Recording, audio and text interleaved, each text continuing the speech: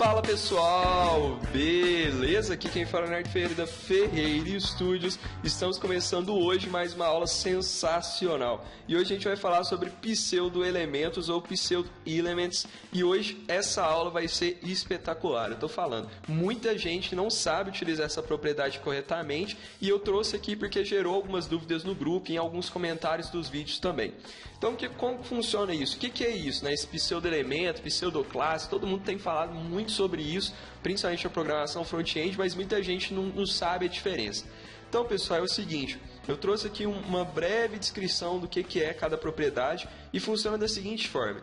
Os pseudo-elementos nada mais é do que um efeito adicionado a um seletor que ele permite que você aplique essa propriedade, esse evento, esse efeito, apenas em uma parte daquele documento, apenas em uma parte específica e não de uma forma genérica. Então, por exemplo, se a gente tem uma classe P, se a gente tem um elemento P e a gente aplica, por exemplo, um estilo, uma cor red para ela, se a gente utilizar o pseudo-elemento, a gente pode aplicar essa mesma cor em um estado especial desse elemento P. Diferente do pseudoclasse, a gente vai utilizar justamente esses estados especiais, que é como se fosse a gente tivesse um elemento. Então, por exemplo, eu tenho o estado de hover, eu tenho o estado de active, checked, disabled, nós temos o first child. Então, são eventos, estados especiais que acontecem quando o usuário realiza alguma ação utilizando o mouse ou o dedo em si. Então, nós chamamos esses eventos. Isso nós chamamos de pseudoclasses, que são justamente esses seletores que vão especificar um estado especial de um determinado elemento, como se fosse um hover, um active, um disable, e aí você pode manipular isso por aqui. Hoje nós não vamos falar sobre as pseudoclasses, mas vamos falar sobre os pseudo-elementos, que diferente delas, como eu disse anteriormente, você vai aplicar em apenas uma parte do seu documento, querendo também realizar uma ação. Então, como que funciona? Hoje, com os padrões da W3C, mas eles já têm documentos que vão lançar novos pseudo-elementos, mas os pseudo-elementos que estão sendo utilizados hoje em dia, que já oferecem um suporte basicamente para quase todos os navegadores, é o after, before, first letter, first line e o selection. Diferente das pseudoclasses, nós utilizamos o dois pontos duas vezes para identificar que nós temos um pseudo-elemento. Só que nós temos que nos ater, pessoal, ao suporte. É interessante a gente utilizar apenas o dois pontos uma vez, porque nós temos o suporte para Internet Explorer, Firefox, Opera, Safari. Então é interessante, diferente de utilizar dois pontos, a gente utilizar apenas o dois pontos uma vez só, para que a gente consiga ter um suporte para quase todos os navegadores. Já o dois pontos duas vezes, ele funciona apenas para Internet Explorer 9, o nosso Firefox 1.0 e o Safari e o Opera 7. Então, acaba faltando o Opera 4 e Internet Explorer 8. E se a gente quer trabalhar com o modelo cross-browser, é muito importante a gente trabalhar para todos os navegadores. Então, pessoal, vamos lá. Vamos começar isso então. A primeira coisa que a gente tem é o que nós chamamos de first letter. Eu estou aqui com o meu brackets, pode estar usando o editor que você queira. Eu acho mais fácil para vocês visualizarem, então vou utilizar o brackets hoje, ok? Então eu vou comentar aqui para que vocês não se percam durante o processo. Esse aqui vai ser o first letter. O que esse first letter faz, pessoal? Se a gente vier aqui, a gente vai ver. Ele vai selecionar a primeira letra do conteúdo de P. Ou seja, aqui no exemplo a gente utilizou o elemento P do HTML, só que nós podemos utilizar outros elementos. Então o que eu vou fazer aqui? Primeira coisa que eu vou fazer é criar um P aqui na minha parte da body, e aí eu vou criar um P e vou escrever assim: aplica os estilos à primeira letra de P. E o que isso vai fazer? Automaticamente, se eu vier aqui e aplicar P, e depois desse P eu aplicar a propriedade first letter, ou seja, eu tenho o meu elemento e eu tenho meu seletor e eu tenho aqui o meu pseudo-elemento instanciado pelos dois pontos, ok? Então, se eu tenho meu first letter, eu quero, por exemplo, colocar um font size de 20 em e eu quero um color de red. O que isso vai fazer para mim, pessoal? Já viram aqueles livros que quando vocês abrem ele, vocês têm sempre a primeira letra num formato diferente, numa fonte diferente, numa cor diferente, num tamanho diferente? Então, ao invés de você criar uma classe ou às vezes ter que ficar atribuindo estilos diferentes, a essa classe e ficar aumentando o seu código, você pode simplesmente utilizar a propriedade firstLetter e aplicar a primeira letra do seu texto que está dentro do content do P. E aí a gente tem mais ou menos esse resultado aqui, bem simples, utilizando a propriedade M para aumentar o tamanho da fonte e o color red. Então, esse é o nosso pseudo-elemento firstLetter, que vai selecionar a primeira letra de um conteúdo. Bem bacana, você pode aplicar em P, em H2, seja no que for, ok? Agora, nós temos também, além do firstLetter, nós temos o firstLine. Diferente do firstLetter, obviamente, ele vai aplicar esse efeito justamente à primeira linha. Então, se a gente tem que ter uma primeira linha, a gente automaticamente, provavelmente, vamos ter que colocar um BR para a gente ver como isso funciona. Então, o que eu vou fazer aqui? Eu vou criar um H2 e vou aplicar aqui, escrever aplica os estilos à primeira linha. E aqui eu vou colocar um BR, bem tranquilo, e aqui eu vou escrever temos um efeito especial. Quando eu der um Ctrl S e a gente voltar aqui, ó, apresentamos o texto em H2, bem simples, não? Agora eu vou vir aqui, H2, seletor, dois pontos, first line. E aí o que eu posso fazer com esse first line? Eu posso aplicar uma propriedade. Então eu vou colocar aqui um font variant, vou colocar small caps, só para que vocês compreendam. E eu vou colocar um color de blue. Quando eu der um Ctrl S, o que ele vai fazer aqui para mim? Deixa eu fechar aqui. Ctrl S, first line, faltou um T aqui. E aí, olha lá, ele aplica para nós a cor azul, a primeira linha, e coloca o efeito de small caps para nós. Bem bacana, não? E olha só, a gente tem um H2, um BR sem utilizar nenhuma classe, apenas os pseudo-elementos.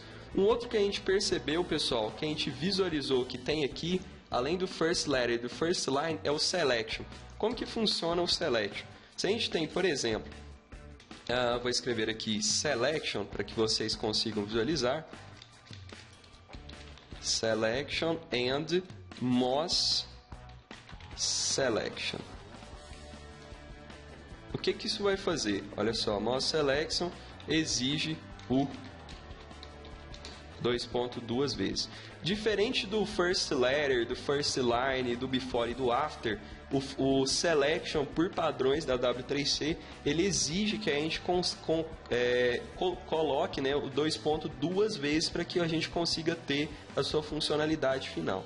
Então, como que isso vai acontecer? Então, eu tenho aqui dois pontos, selection. Como o selection ele vai selecionar o aspecto de seleção de um texto, ou seja, ele vai mudar o aspecto de seleção de um texto, ele vai ser um elemento genérico. Então, nós não vamos atribuir a uma classe nem a nenhum elemento. Ele vai atribuir para todo o documento, ok? Mas você também pode utilizar uma outra opção, como, por exemplo, aplicar num P ou aplicar no H2. Aqui eu quero para o documento inteiro. Então, o que eu vou fazer? Eu vou colocar um background green e um color white. Ou seja, nós vamos ter um background green na hora que eu selecionar e um color white. E além disso, eu quero também um Moz Selection, né? Moz Selection, background green da mesma forma e o color white.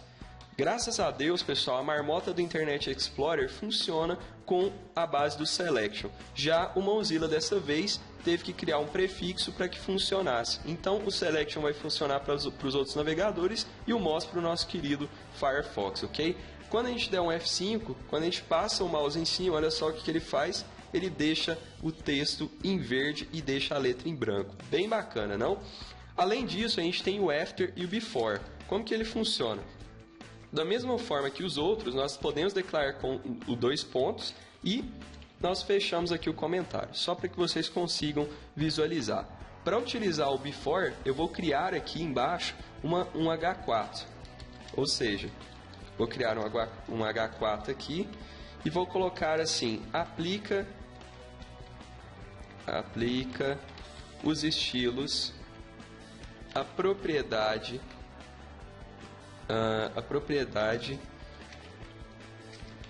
ao content, na verdade, ao content da propriedade. Agora, o que vai acontecer? Vamos colocar aqui um H4 e um H4. Nesse before, o que a gente pode fazer? Por exemplo, eu quero que esse H4, meu Deus, que palavra difícil, H4 tenha um before, e aqui, sempre que a gente utilizar before e after, geralmente a gente vai atribuir isso a um content, porque o content ele vai trabalhar junto com o before e com o after. Nesse caso, nós podemos ter três tipos de content. Nós podemos ter imagens, nós podemos ter caracteres e nós podemos ter font icons, que nada mais são do que aquelas atribuições de código, seja até mesmo hexadecimais, que a gente utiliza para referenciar um elemento que está em outro lugar. Então, por exemplo, aqui eu vou usar um content URL, porque eu quero atribuir isso a uma imagem, que é uma btn seta que eu tenho na minha pasta aqui, pseudoelements. E aí eu vou fechar aqui e eu vou colocar um color de red. Automaticamente, na hora que eu fechar isso daqui e voltar aqui, olha o que ele fez para mim. Ele pegou meu H4 e utilizou o before para aplicar a minha seta antes do meu content do H4. Que é justamente isso que o before faz. Ele vai inserir um conteúdo antes do seu determinado elemento, do content do seu determinado elemento. Então imagine que aplica os estilos ao content da propriedade, seja o content do meu elemento H4, ou seja, as propriedades do que tem dentro do meu elemento H4. Na verdade, o meu conteúdo, perdão. E aí, o que acontece? Com o meu H4, eu posso instanciá-lo aqui pelo meu CSS e chamar o seu elemento before e atribuir a ele um content. Ou seja, a minha btn seta vai ser executada antes do meu conteúdo da H4. Bem simples, não? Eu coloquei color red, mas não tem necessidade porque eu não inseri um texto. Mas se você tivesse colocado um texto, funcionaria perfeitamente. Da mesma forma que eu tenho before, eu também tenho o after. E aí, o que eu posso fazer? H4 after. E aí eu posso aplicar um content, por exemplo, de uma string, evento do after. E aí eu posso atribuir aqui um color de blue, por exemplo.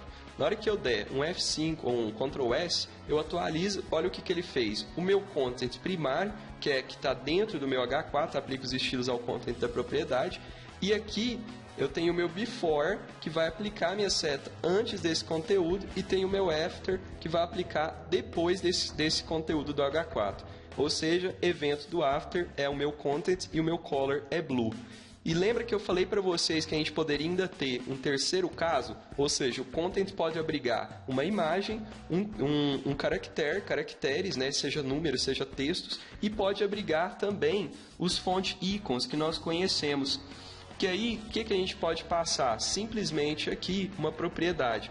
Por exemplo, para a gente utilizar o copyright, nós utilizamos o 00 a 9. Se eu der um Ctrl S e visualizar, olha o que ele fez para mim, ele adicionou o copyright. Então, às vezes, se você tem um rodapé, por exemplo, e você tem uma descrição no rodapé, você pode adicionar o content diretamente por aqui, ao invés de ter que criar, por exemplo, um parágrafo para adicionar um texto desse, um símbolo desse, por exemplo. E é exatamente assim que funciona para quando nós temos fontes. Nós temos as fontes, elas estão instanciadas com determinado código, e esse código nós chamamos aqui pelo content e a gente renderiza ele depois pelo nosso navegador. Muito doido, não? E aí, pessoal, além desse caso, eu quero citar para vocês dois casos especiais, porque os nossos pseudo-elementos basicamente morrem aqui. O before, para a gente adicionar, inserir um conteúdo antes de um determinado elemento, e o after para a gente aplicar depois. Mas nós temos um caso especial que vocês vão achar muito da hora e só quem assiste essa aula vai conseguir saber. E aí é o seguinte, nós temos o especial, que são os pseudo-elements atributos. Como que isso funciona, pessoal? É basicamente a gente utilizar os pseudo-elementos em atributos. Como que isso funciona? Suponhamos que eu tenho um arrover, e esse arrover ele tem um position relativo. Por que eu vou atribuir esse relativo? Vocês vão entender já já. Eu vou vir aqui no meu, depois do meu H4, vou criar um A, e nesse A eu vou atribuir um título, usando pseudo. O que isso vai gerar para mim, pessoal? E aqui eu vou colocar uma referência fechada. E vou escrever aqui, passe o mouse. Vou dar um ponto, Ctrl S, salvei. Olha só, aqui eu tenho um link bem simples, nada de novo. E aqui o que acontece? Eu tenho meu arrover e eu atribuí a ele um estado de pseudoclasse. Ou seja, na ação do meu hover eu vou dar um position relativo. Por que isso vai ser importante? Porque agora, pessoal, eu vou ensinar vocês a criarem tooltips sem usar nada, só CSS puro. O que a gente pode fazer? Título, fecha o meu título, ou seja, o meu atributo título atrelado ao meu A, eu quero que ele execute a ação de hover junto com a minha ação de after. Muito doido isso aqui, né não? Olha só o que vai acontecer. A primeira coisa que eu vou fazer é dar um position absolute, porque ele vai associar o meu after ao meu position relativo, ou seja, na ação de hover ele vai executar para mim o meu after. E o meu content nesse caso vai ser justamente essa sacada especial, que é o atributo. E o atributo aqui é o título, ou seja, o title, que é o nosso título. Aí ele vai pegar o nosso título aqui e vai atribuir ao content do nosso after. Quando a gente fizer isso, olha o que eu posso fazer. Eu vou dar um padding de 5 pixels e 10 pixels, um width de 130, um position, o position eu já coloquei, um left, vamos colocar um left aqui de 0, um top de 25 pixels e um border de 1 pixel solid black. Quando eu der um Ctrl S, olha só o que vai acontecer. Vou dar um Ctrl S aqui, tô com o passe e o mouse, na hora que eu passo, olha o que ele fez, pessoal. A gente tem um tooltip igualzinho a gente vê quando utilizamos plugins, frameworks e de uma forma muito fácil de se fazer apenas utilizando uma propriedade que é o after. Ou seja, nós utilizamos o absolute para se associar ao relativo, ficar por cima, e aqui nós atribuímos uma personalização a esse estado de hover. E o que ele fez para nós? Como nós passamos o atributo do content como o title, ele pegou o título aqui que a gente tinha colocado ao A usando pseudo e atribuiu ao content do nosso after. Muito doido isso daqui, né não? E aí quando a gente passa o mouse, a gente tem o que a gente tem no título usando pseudo. E aí a gente tem a propriedade bem bacana aqui.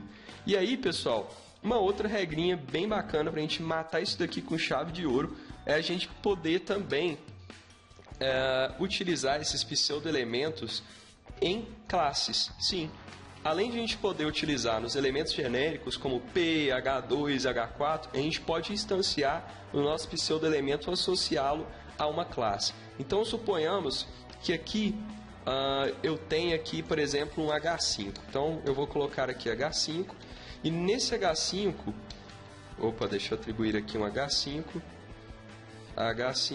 class, e vou colocar uma class pseudo.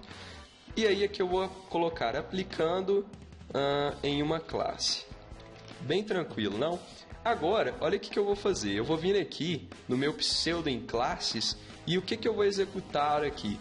Eu vou colocar H5.pseudo, que refere-se à minha classe, ou seja, o elemento que está o seletor associado à minha classe, 2.after, ou seja, depois da minha classe pseudo, depois do content dela, eu vou aplicar o meu after. E aí eu vou colocar um content, novamente vou colocar uma string texto em vermelho, vou fechar, e agora eu vou colocar um color de red,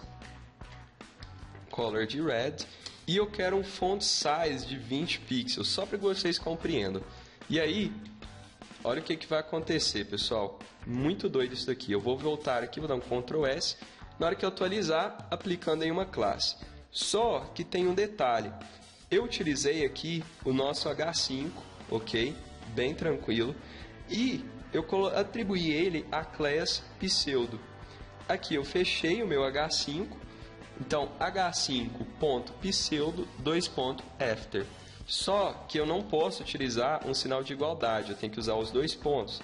Nesse momento, na hora que eu atualizar, olha o que ele fez. Aplicando em uma classe, que é o nosso título em H5, tamanho bem reduzido, e eu apliquei o after logo após o content dele, ou seja, texto em vermelho, 20 pixels red, atribuindo a uma classe e não a um elemento genérico como P, H2, sem utilizar classe. Muito bacana isso daqui, é uma regra que é muito importante para desenvolvedor e muita gente se confunde como utilizar. E para trazer aqui o poder do quanto que isso é importante no desenvolvimento, eu trouxe para vocês no CodePen 2 exemplos muito bacanas. Um é esse coelho aqui, essa chinchila, esse trem esquisito, e aí ele fica pulando aqui igual uma perereca o tempo inteiro e não para. Isso é muito doido e a gente utiliza basicamente before, after, e aí a gente pode criar também relações aos keyframes para gerar uma animação. Então olha que bacana uma página de loading, por exemplo, ou você pode começar a partir disso a desenvolver até mesmo um cenário de jogo, ou até mesmo trabalhar com animações dentro do seu site. E é uma maneira muito bacana de se trabalhar e gera um resultado sensacional. Um outro que eu acho muito doido é essa lâmpada aqui, tudo no CodePen, eu vou disponibilizar aí para vocês visualizarem. Olha só, eu tenho o meu after, o meu before na lâmpada, o content vazio, quando você não tem nada para atribuir. E aí, o que acontece? Quando eu clico na lâmpada, ele acende a lâmpada, quando eu clico de novo, ela desliga e gera esse resultado para nós. Espetacular. Então é isso aí, pessoal, eu vou ficando por aqui, espero que vocês tenham gostado dessa aula, foi com muito carinho que a gente preparou ela para vocês. Não deixa de curtir, dar o seu like, comentar aí lá na fanpage do Facebook, no Twitter. Eu vou ficando por aqui, essa semana ainda tem mais. Valeu!